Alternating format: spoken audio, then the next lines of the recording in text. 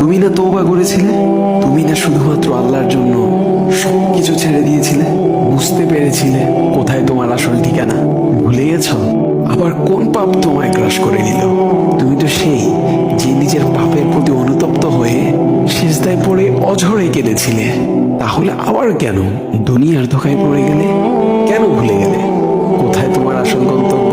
তুমি কি হার মেনে নিয়েছো নফসের কাছে? তুমি এত দুর্বল, ভুলে গেছো তুমি কার বান্দা? কে তোমার রব?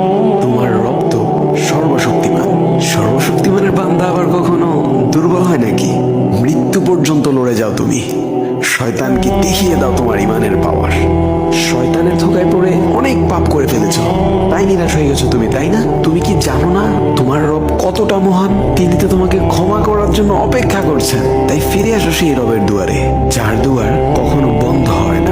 ভিডিওটি ভালো লাগলে একটি শেয়ার করে দিবেন, হয়তো আপনার একটি শেয়ারও কারো হেদায়েতের উসিলা বনে যাবে।